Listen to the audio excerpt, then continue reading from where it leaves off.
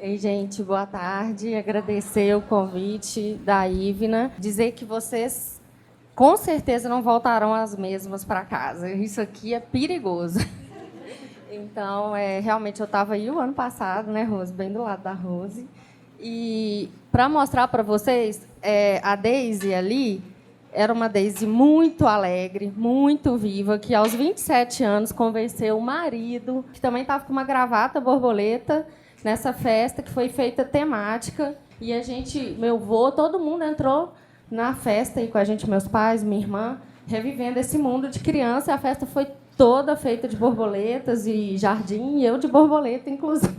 Isso com 27 anos, né? Esse é o casamento. E eu não podia deixar de trazer, de novo, o quanto que as crianças são importantes na minha vida. E esses são meus pajens. E é tão significativo que eu conversava com a minha daminha ali, só no olhar. E a participação e a parceria do Rodrigo, essa cumplicidade no amor dele também com as crianças. Vida segue. Quantos anos de casada até ano passado, Daisy? 10 anos, estou indo para o 11º. 11º ano de casado. Só que tinha uma coisinha aí que estava deixando essa mulher muito apagada. E aí, assim, ela estava no evento do ano passado. Gente, isso não foi programado, isso não foi planejado. Eu tenho essa foto que o fotógrafo fez. E essa foto desse choro é isso aí. Eu estava com uma dor que eu não conseguia.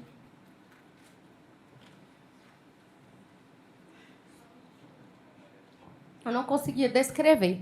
E, no momento, a Ivna colocou um slide que tinha um deserto, aquele deserto bem craquelado, com uma terra muito seca, e representou o que eu sentia. Eu sentia que eu era uma terra seca. Com o coração pronto para amar as crianças incondicionalmente. E que um útero que não conseguia gerar uma vida.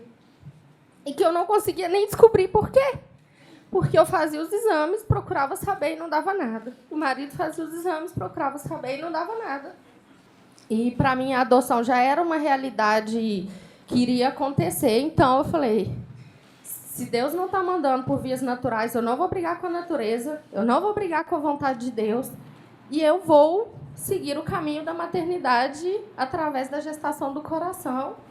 E comecei o caminho, que é um caminho árduo, para inscrição, para os processos da fila de adoção. E aí resolvi ligar lá no juizado, me contaram uma senha de uma pessoa lá dentro do juizado que contava para as pessoas em qual lugar que a gente estava na fila. Aí eu peguei aquela senha e falei, não, vou ligar agora para eu saber em qual lugar, para eu começar a fazer a contagem regressiva. E aí eu liguei.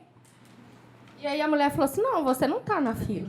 E aí a Daisy, ela me conta, né, que chegando aqui, ela fez uma constatação que é tão importante, que é o seguinte: se a gente não parar para olhar para a gente, para cuidar da gente, muitas coisas às vezes não acontecem. O desejo de ser mãe é tão grande, tão grande. Eu tenho essa experiência no estúdio de 13 anos fotografando grávidas. Eu já vi tanta mãe contar história para mim, no momento em que ela relaxou, que ela entregou. Eu gosto de brincar o seguinte: se relaxar, o neném vem, literalmente. Mas no momento em que ela entrega, a coisa acaba acontecendo. Eu já vi mães que adotaram e que depois conseguiram gerar filhos. Eu já vi muita coisa. Então, eu sempre falo assim, a mulher precisa ligar a chave do cuidado, do autocuidado. Então, quando a Daisy chega aqui, o que acontecia? Ela tem uma beleza na profissão, muito bem sucedida. Ela tem a beleza no casamento. Ela tem a beleza de uma família. Mas porque o sonho da maternidade não acontecia, ela não conseguia ver beleza em mais nada. E aí eu tive um amigo psiquiatra que ele explicava assim, Deus é o melhor pedagogo que pode existir. Ele vai nos dando lições, a nossa função é ir aprendendo as lições. Se a gente não aprende aquela, ele não vira aquela página. Então, é melhor de aprender mais rápido, que vai virar. E aí, o meu demorou assim, uns 6 anos. E aí, quando num outro slide vai aparecer uma foto de uma viagem, porque depois da transformação eu me senti tão bem comigo mesma que eu estava voltando a olhar para mim a gente teve uma viagem, né, para Fernando de Noronha e o Rodrigo.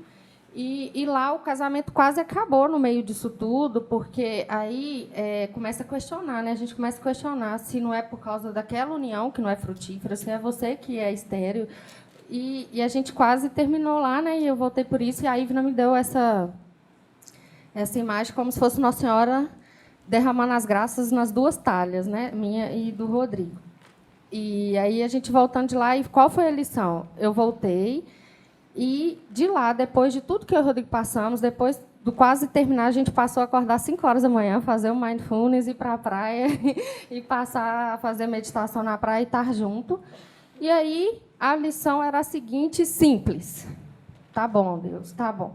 Eu vou parar de chorar pelos filhos que eu não tenho e vou voltar a agradecer por esse marido maravilhoso que o Senhor me deu, que eu sempre quis. Então, a gente condiciona as felicidades. E eu desliguei aquilo. Isso foi de 15 de novembro até o dia 3 de dezembro. E aí?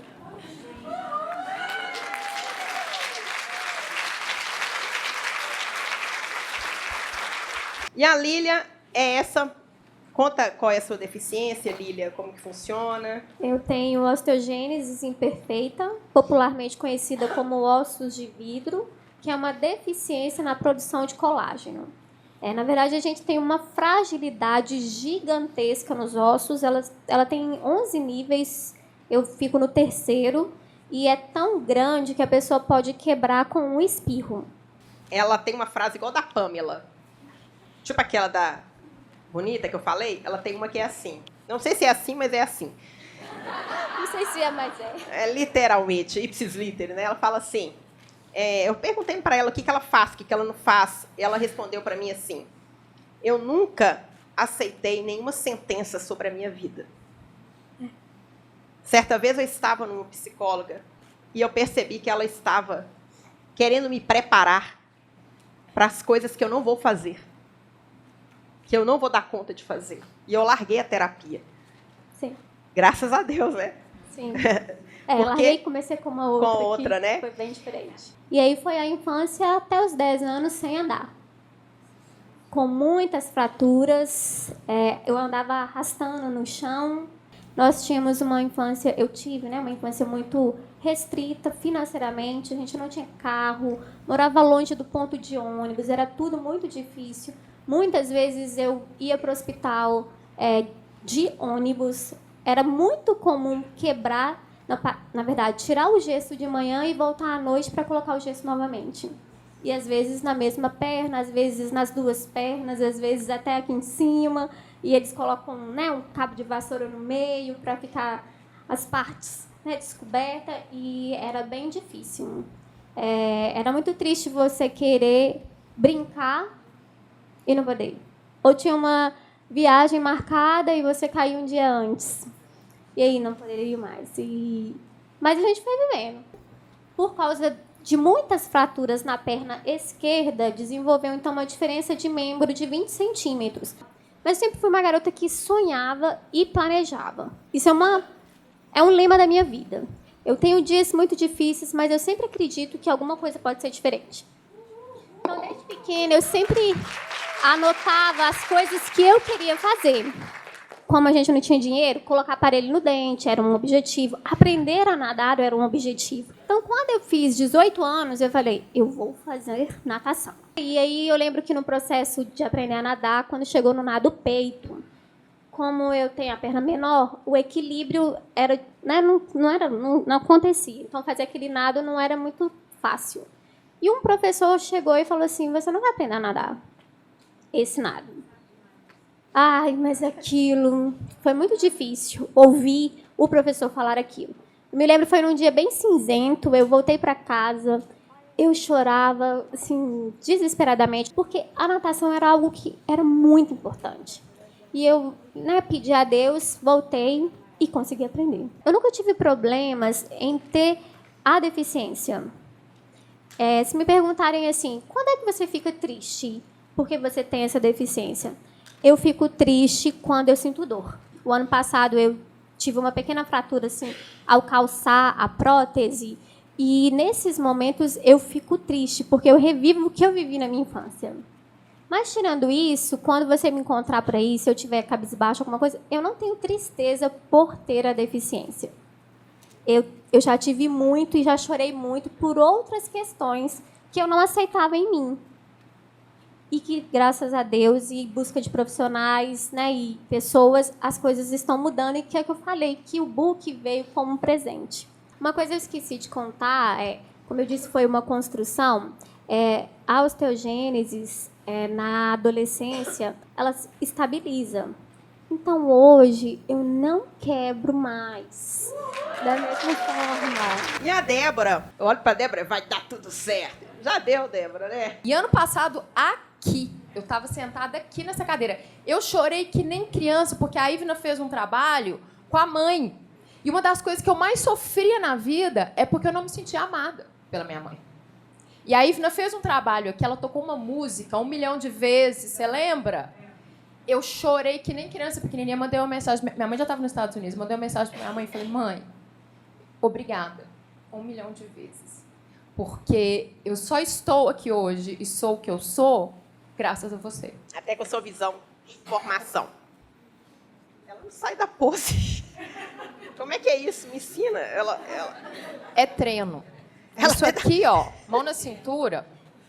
A Ivna falou com vocês da posição da Mulher Maravilha, não falou? Vamos lá. É o seguinte, olha só. Quando a gente levanta, ó, ombro para trás, mão na cintura, o queixo um pouquinho... Não pode ser muito, não, senão o povo acha que a gente é metida, tá? Só não, só pareço. O queixo um pouquinho para cima e um leve sorriso nos lábios. Isso aqui, o que é isso? É pose de poder. E o que isso significa? Gente, a espécie humana, Homo sapiens, tá? Só Homo sapiens, são 200 mil anos. O que isso significa? O nosso DNA, nosso sangue, ele tem 200 mil anos. Ah, Débora, mas eu só tenho 30, a média é 40, né? Mas seu sangue não, seu DNA não. O nosso corpo, ele foi treinado ao longo de 200 mil anos.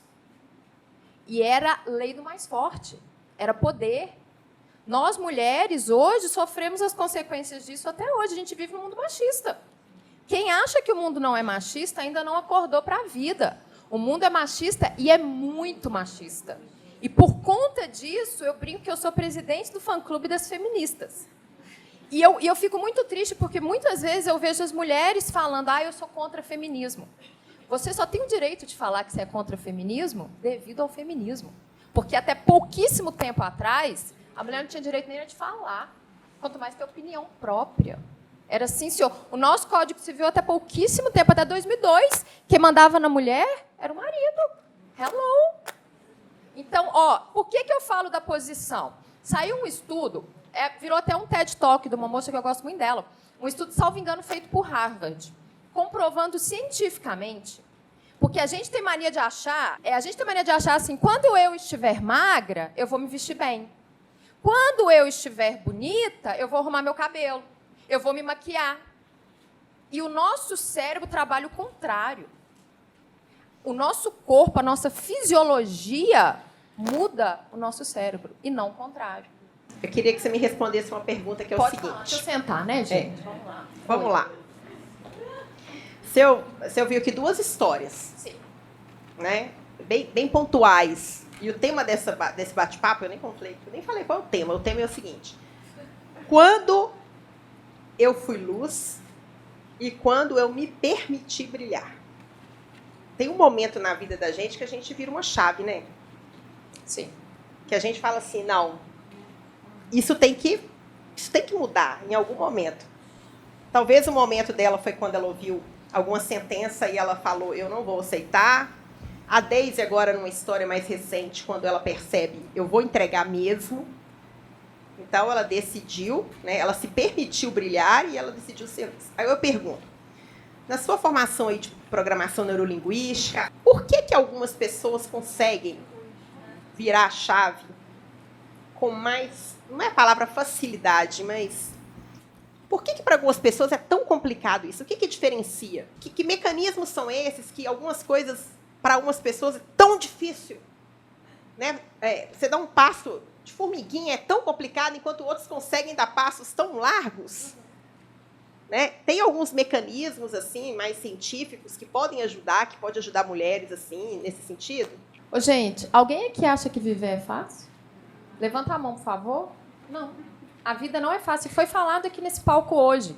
Se a gente não aprender a lição, a vida vai vir e vai te derrubar de novo, pelo mesmíssimo motivo.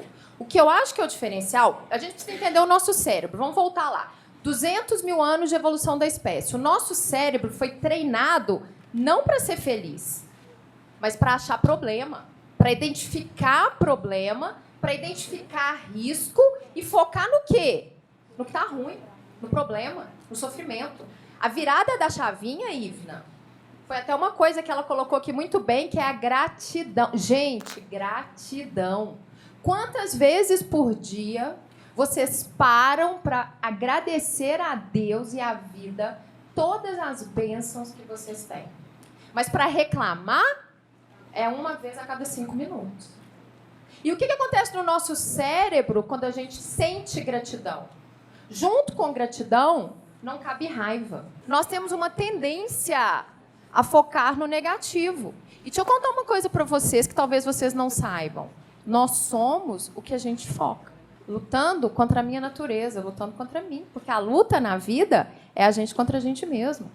A única pessoa que te atrapalha de conseguir os seus sonhos e os seus objetivos é você. Ninguém mais tem esse poder. E o grande segredo da coisa, por que algumas pessoas conseguem e outras não conseguem, é você pegar a rédea da sua vida e falar assim, está na minha mão.